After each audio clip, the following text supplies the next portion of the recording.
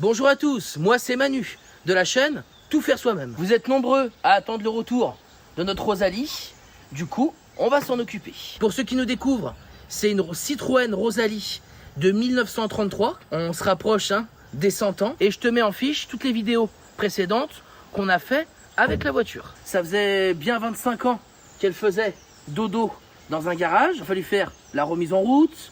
Wow! Agressive la coquine! On s'est occupé de tout ce qui était pneumatique, vidange, j'ai fait refaire les freins. La sellerie, elle est prête, elle est toute neuve. Tu vois, regarde. C'est pour ça qu'il y a un sac poubelle. C'est pour la protéger, parce qu'elle est dans un super état. On va dire qu'on a à mi-parcours. Il va nous rester la peinture de la carrosserie intérieure et extérieure à faire. On a aussi toute l'électricité à refaire, parce qu'elle est bien vieillissante. Et une des dernières étapes qui va rester, ça va être le toit. Là, je sais pas si tu vois, mais tu vois, il y a une tôle. Donc à la base, sur le toit, il y avait donc un tissu qui était tendu. Ça évitait d'avoir une carrosserie tout acier. C'était pour éviter qu'il fasse trop chaud dans la voiture. Et ce toit était percé, il était abîmé. Donc il a fallu que je le retire. Et j'avais mis cette tôle en attente en me disant, je vais la recouper et on ressoudra une tôle dessus. D'ailleurs, cette vidéo, elle est sponsorisée par Aquara. Un grand merci à eux. Ils m'ont envoyé leur caméra, la G100. Elle est IP65. Elle est faite pour l'intérieur et l'extérieur. L'idée, c'est de restaurer cette voiture au plus proche de son état quand elle est sortie des usines. Mais je mets une petite réserve quand même pour le toit. Je me suis inscrit au Club Rosalie. Donc, tu t'en doutes, c'est un regroupement des personnes qui ont ce genre de voiture. Et ils étaient un peu tous unanimes en me disant qu'il faut essayer de la restaurer au maximum comme elle était d'origine. Après, on fait selon ses goûts. Et moi, j'ai vraiment envie, je sais pas si tu vois à l'intérieur, avec la tôle qu'il y a au-dessus, c'est très très sombre quand on est dedans. Et je m'étais dit, pourquoi pas faire un toit ouvrant. C'est un peu la seule fantaisie que je voudrais faire sur cette Rosalie. Tu me diras d'ailleurs ce que tu en penses en commentaire. J'ai regardé un petit peu pour les toits ouvrants. Alors, il y a deux types de modèles. Il y a les modèles qu'on va retrouver sur les Mini. C'est très dur à trouver. Et il y a un modèle pour les Twingo. Le modèle pour les Twingo, il est pas mal. Si on arrive à reteinter le plastique qu'il y a au-dessus, la capote, bien noire.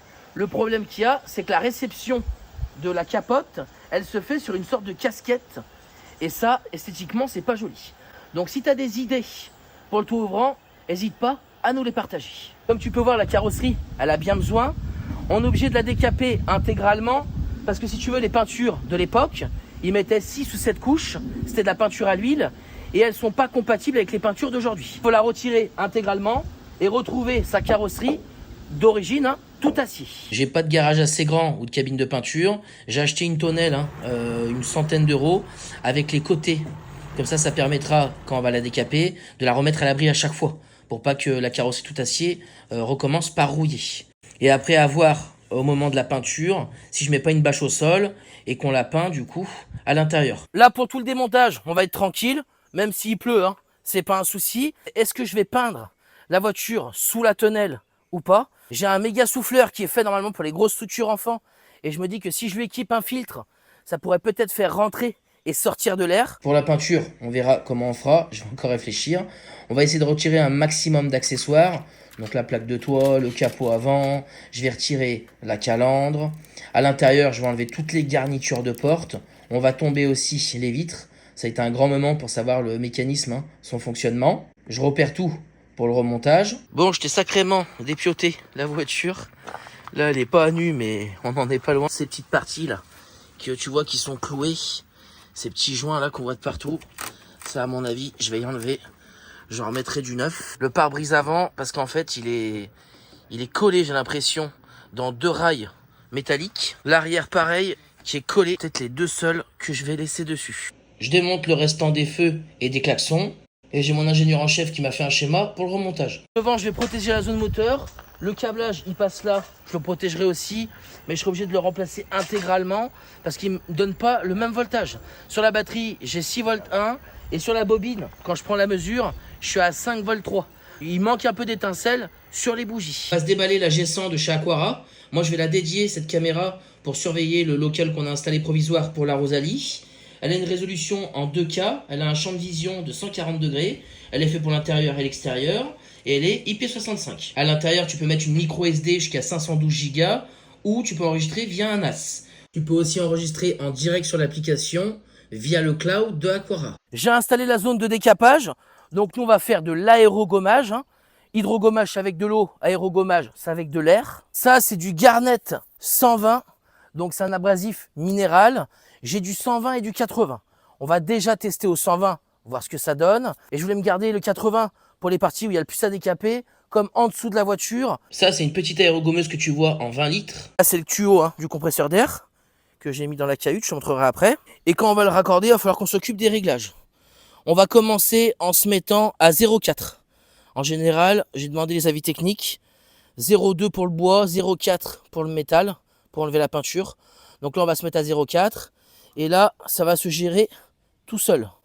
Et ça, c'est la goupille de sûreté. Le compresseur, il est au chaud avec la Rosalie qui nous attend. Moi, je l'ai mis à 8 bars déjà pour tester. Je peux le monter plus haut. Là, tu as plus pour monter les barres, moins pour les descendre. On est parti, on dévisse le bouchon, on met l'entonnoir et on met le Garnet 120. Je vais mettre à peu près une bonne moitié de sac. On va voir la finesse du produit, ça fait 0,12 dixième. Là, on va faire les réglages, je vais mettre à 0,4 comme je t'avais dit. Et si on s'approche, on a donc la première manette. Donc là, on est bien à 4 bars. La première manette, c'est l'entrée d'air générale. Donc celle-là, tu l'ouvres à fond. Et la deuxième, il faudra la régler. Et en dessous, la vanne que tu as, c'est pour régler la sortie du Garnet. Là, il faut l'ouvrir un minimum. Là, je fais les réglages avec mes deux vannes, de la sortie d'air et le sortie du Garnet pour bien équilibrer. Donc pas trop d'air qui sort et pas trop de Garnet. Donc quand tu es tout seul, c'est un peu chiant. Là, j'ai trouvé le bon réglage. Je le repérerai après et je vais te le montrer. Ça se décape plutôt bien. On va pouvoir retrouver la carrosserie tout acier directement. Le résultat est impeccable. On est parti, on continue. Là, je te montre à vitesse réelle ce que ça donne. Donc c'est vrai que c'est assez long, mais bon, c'est une petite aérogommeuse que j'ai. C'est pas un modèle professionnel non plus. J'ai embauché le frangin qui vient de me donner la main. Et moi, pendant ce temps, en fait, je récupère tout le Garnet qui est par terre. Et en fait, je vais le passer dans un tamis. Et je le remplis la machine aussi au passage. Parce que ce Garnet 120, on peut le réutiliser entre 5 à 6 fois. Donc ça évite d'acheter des sacs à plus en pouvoir. Pour le réglage, la vanne de droite, elle est toujours ouverte à fond. Celle que je manipule, tu l'ouvres un tout petit peu moins que la moitié. Pour toujours bien rester dans tes 4 barres. Après, tu as trop d'air. Et celle du bas qui gère le Garnet 120, on l'ouvre vraiment légèrement, 1/8. Sinon, tu as trop de Garnet qui sort d'un seul coup. Je t'avais pas montré, ça c'est les buses qui se retrouvent à l'extrémité du tuyau où le Garnet sort. Là, j'ai utilisé exclusivement du 2,5 mm. La buse, après, au bout d'un moment, elle est toute percée, toute ouverte. Donc, il faut la remplacer.